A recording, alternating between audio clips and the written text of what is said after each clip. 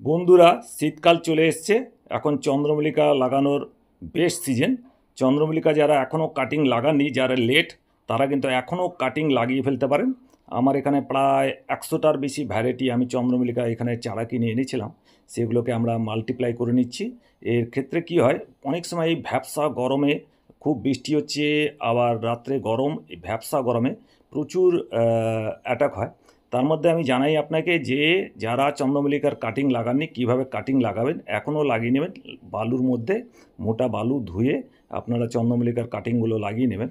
সেটা আমি দেখাবো পদ্ধতি, কীভাবে চন্দ্রমল্লিকার কাটিং লাগিয়ে আপনি চন্দ্রমল্লিকার সংখ্যা বাড়াতে পারেন। কিন্তু এই ভ্যাপসা গরমে দেখুন প্রচুর গরম, আর তার সঙ্গে বৃষ্টি, তার ফলে কী হয়, উপরে যে দেখুন শেড লাগানো আছে, এর ফলে কী হয়, এখানে প্রচুর ফাঙ্গাসের অ্যাটাক হয়। এই ফাঙ্গাসগুলো দেখুন, গাছগুলো প্রায় মৃতপ্রায় গাছ, এগুলোকে আবার কি করে জ্যান্ত করবেন, আবার চাঙ্গা করবেন আমি দেখিয়ে দিচ্ছি। এখানে দেখুন কিছু কিছু গাছে আবার ফাঙ্গাসের অ্যাটাক হয়েছে। দেখুন এখানে কিছু কিছু চারা আমি দেখাচ্ছি, এখানে দেখুন ফাঙ্গাসের অ্যাটাক হয়ে গেছে। আর একটা গাছ দেখাচ্ছি, দেখুন হলদে হয়ে যাচ্ছে পাতা, আর ফাঙ্গাসের পুরো হলুদ হয়ে যাচ্ছে। এগুলো কিন্তু সব ফাঙ্গাসের ইনফেকশনের ফলে হচ্ছে।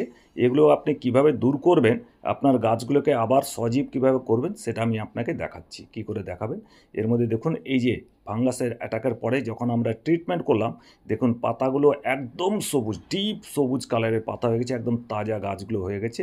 আপনারাও যদি এই পদ্ধতি অবলম্বন করেন, আপনাদের গাছগুলোকেও কিন্তু চাঙ্গা রাখতে পারেন।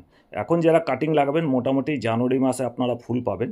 তো একটু লেট হয়ে গেছে, জুন মাসে কাটিং লাগানোর টাইম, কিন্তু এখনও আপনারা কাটিং লাগিয়ে ফেলতে পারেন। কাটিং নেওয়ার পদ্ধতি বলছি। আমরা গাছের যে পিঞ্চিং করি, পিঞ্চিং করার ক্ষেত্রে একটু উপরের প্রায় 2 ইঞ্চি ডালটা কেটে নেবেন, উপরের অংশটা। তারপরে যেখান থেকে ডাল কাটবেন, এই পাতাগুলো ব্লেডের সাহায্যে নিচের দিকের পাতাগুলোকে একটু সরিয়ে নিতে হবে। দেখুন আমি কাটিং নিয়ে নিচ্ছি প্রায় 2 ইঞ্চি লম্বা। এর ফলে কী হবে, পিঞ্চিংও হবে, নিচের থেকে প্রায় 4টে ব্রাঞ্চ আবার নতুন করে বেরোবে। সেক্ষেত্রে আপনার গাছটা ঝোপালো হয়ে যাবে, আর আপনি প্রচুর ফুল পাবেন। পিঞ্চিং তো আপনাকে করতেই হবে, কিন্তু পিঞ্চিংয়ের ক্ষেত্রে টপ দুটো পাতা আমরা কাটি, কিন্তু এক্ষেত্রে আমরা প্রায় 2 ইঞ্চির ডাল কেটে নেব, সেটা আমরা কাটিংয়ে লাগিয়ে নিতে পারবো। দেখুন আমি আপনাকে কীভাবে কাটিং, প্রথমে কি করবেন, এই কাটিংগুলো নিয়ে 8-10টা কাটিং আমি নিয়েছি।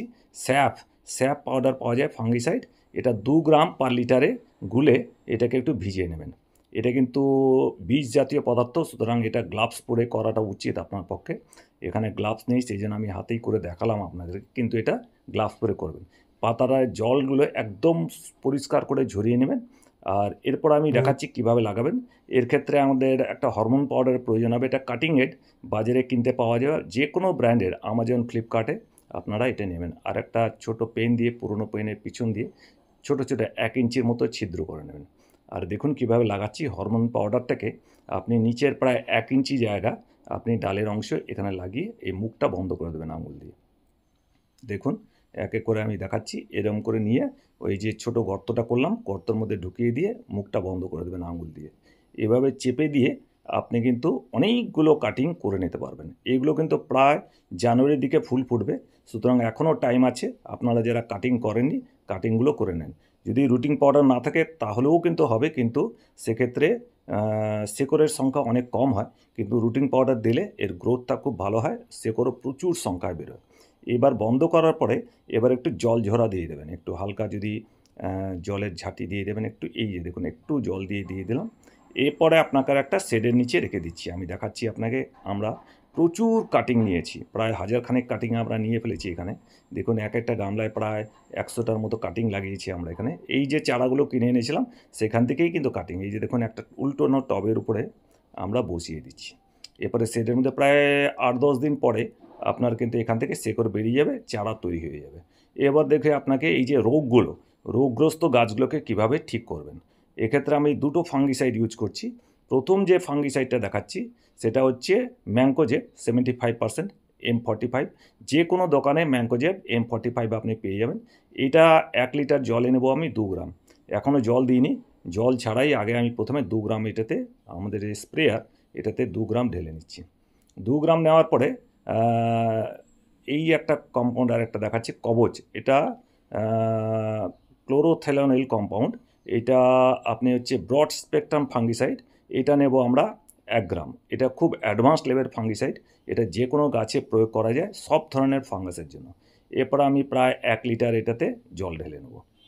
1 লিটার জল ঢেলে নিয়ে এরপর আমি ওটাকে ভালো করে মুখ বন্ধ করে ঝাঁকিয়ে নেব ভালো মতো, যাতে পাউডারগুলো ভালো করে মিশে যায়।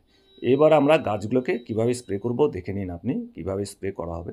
গাছগুলোর পুরো গ্লাসটাকে স্নান করিয়ে দেবো, তারপরে মাটিতেও একটু দিয়ে দেবো, এই গোলানো জলটা একটু মাটিতেও দিয়ে দেবো।